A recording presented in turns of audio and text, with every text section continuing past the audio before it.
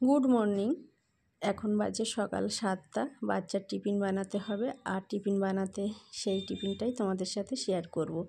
খুব ঝটপট, প্রায় 15 থেকে 20 মিনিটের মধ্যে কিন্তু রান্না কমপ্লিট, বা টিফিন বক্স ভরাই কমপ্লিট। তো সেটাই তোমাদের সাথে শেয়ার করছি। এই যে এখানে আতপ চাল নিতে হবে, কিছুটা ঘি আর মানে আতপ চালটাকে ভালোভাবে ধুয়ে নিতে হবে, তারপরে কিছুটা ঘি, হলুদ কালারের জন্য, আর অল্প লবণ দিয়ে মাখিয়ে নিতে হবে।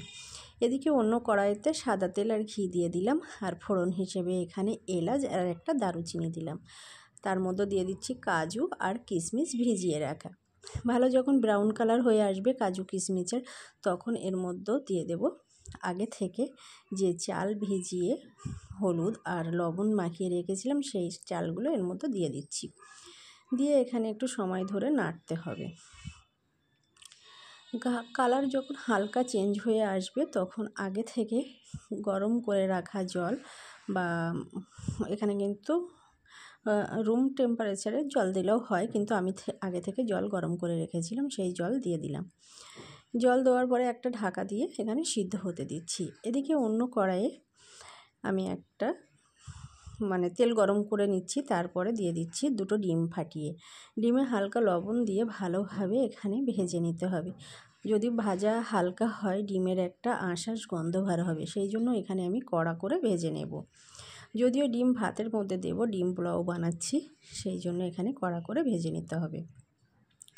ঠিক এরকম লালচে লালচে যখন হয়ে আসবে, তখন বুঝে নিতে হবে ভাজা কমপ্লিট হয়ে গেছে। এদিকে যে ভাত বসিয়েছিলাম, এখনও ভাত হতে 5 মিনিটের মতো সময় আছে। সেই সময় এখানে গোলাপ জল আর কেওড়া জল অল্প করে দিয়ে আবার ঢাকা দিয়ে রেখে দিয়েছিলাম। এই যে 2-5 মিনিট পরে চলে আসলাম। আসার পরে এখনও কিন্তু অল্প অল্প রস আছে, এর মধ্যে দিয়ে দেবো সেই আগে থেকে ভেজে রাখা ডিম।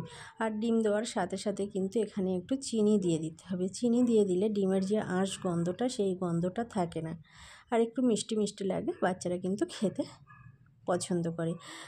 তোমরা চাইলে এখানে কিন্তু একটা কাঁচা লঙ্কাও চিড়ে দিতে পারো, তো বাচ্চা খাবে, ওই জন্য আমি কোনো কাঁচা লঙ্কা দিইনি। আর তার সাথে দিয়ে দিলাম উপর থেকে ছিটিয়ে ঘি। এই যে ভাত কমপ্লিট হয়ে গেল। এখানে আমি লো হিটে আরও 5 মিনিট রাখবো। 5 মিনিট পরে এই যে দেখতেই পাচ্ছ কত সুন্দর হয়েছে, পুরো ঝরা ঝরা কিন্তু ভাত হয়েছে, দেখেই বোঝা যাচ্ছে। যত ঠান্ডা হবে ভাত, তত কিন্তু আরও ভালো ঝরঝরে হয়ে আসবে। তো ভাত তো কমপ্লিট হয়ে গেল। ভাত কি শুধু খাবে, তার জন্য আমি আবার একটু ডাল বানিয়ে দিচ্ছি। 5 মিনিটের মতো কিন্তু ডাল কমপ্লিট হয়ে যাবে। দেখো একটা কড়াই সরাসরি একটা প্রেশার কুকার উনুনে বসিয়ে দিলাম, আর এখানে 3-4 রকম ডাল একসাথে দিয়ে হালকা করে ব্রাউন কালার করে ভেজে নেব। এই যেমন মসুরের ডাল, মুগ ডাল, খেসারির ডাল, আর থাকছে বুটের ডাল। তো সবগুলো ডাল দিয়ে দিলাম, দিয়ে হালকা করে ভেজে নিতে হবে। আর আগে থেকে গরম করে রেখেছিলাম যে ভাতে দেওয়ার জন্য জল, সেই জল এখানে দিয়ে দিয়েছি। আর কিছুটা আদা রসুনের পেস্ট, কাঁচা লঙ্কা, টমেটো আর পেঁয়াজ দিয়ে দিলাম। আর মশলা হিসেবে এখানে একটু শুকনো লঙ্কার গুঁড়ো, হলুদ, ধনিয়া, জিরে, লবণ দিয়ে দিচ্ছি। দিয়ে মাত্র 2টো সিটি দিয়ে নেব। এখানে বেশি সিটি দেওয়ার দরকার নেই, 2টো সিটি কমপ্লিট হয়ে যাবে বা ডাল গলে যাবে। এই যে সিটি দিয়ে একটু ঠান্ডা করে খুলে নিলাম। দেখতেই পাচ্ছ কতটা সুন্দর হয়েছে। এই যে পুরোটা কিন্তু এবার হাতা দিয়ে একটু নাড়লে গলে আসবে। কমপ্লিট। এদিকে একটা পাত্রের মধ্যে দিয়ে তার মধ্যে এখানে একটু চিনি দিয়ে দিয়েছি। চাইলে চিনিটা দিতে পারো, না হলে স্কিপ করে যাবে। অন্য একটা পাত্রে ফোড়ন হিসেবে এখানে দিয়ে দিচ্ছি 2-3 টুকরো ঝাল ফাটিয়ে। আর দিয়ে দেব এখানে, আমি কিন্তু রসুনের ফোড়নটা বেশি ভালোবাসি, চাইলে রসুন দিতে পারো, না হলে কিন্তু 5 ফোড়ন দিতে পারো।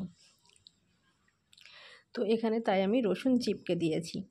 দিয়ে যখন রসুন লালচে হয়ে এসেছে, তখন এখানে সামান্য জিরা, শুধু জিরা দিয়েছি, দিয়ে ভেজে নিলাম।